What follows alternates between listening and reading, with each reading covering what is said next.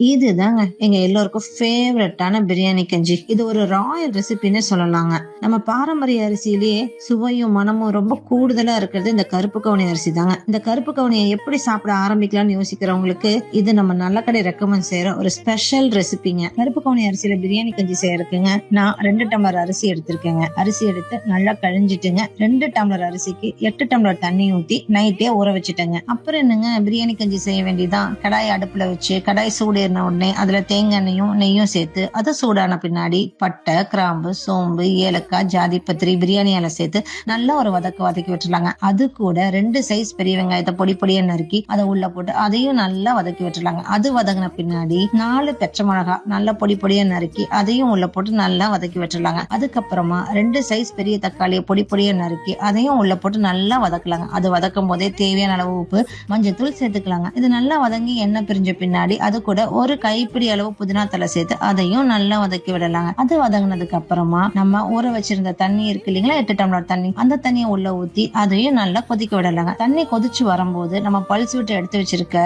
கருப்பு கவுனி அரிசிய உள்ள போட்டு நல்லா கலரி விடலாங்க. அது நல்லா ஒரு 10 நிமிஷம் வேகணுங்க. வெந்த பின்னாடி கலரி பார்த்துட்டுங்க மூடி வச்சிடலாம். மூடி வச்சுட்டு ஒரு 10 நிமிஷத்துக்கு அப்புறமா எடுத்து திரும்பவும் ஒரு கலரிட்டு மூடி வச்சிடலாங்க. அது உங்களுக்கு நல்லா வெந்துடுங்க. அரிசி வெந்துச்சான்னு பார்த்ததுக்கு அப்புறமா வெந்ததுக்கு அப்புறம் 1 டம்ளர் தேங்காய் பால் எடுத்து உள்ள ஊத்தி நல்லா கிளறி விட்டுலாங்க. அவ்வளவுதாங்க, பிரியாணி கஞ்சி ரெடி. இந்த கருப்பு கவுனி அரிசி வேக வேக வீடே மணக்குங்க.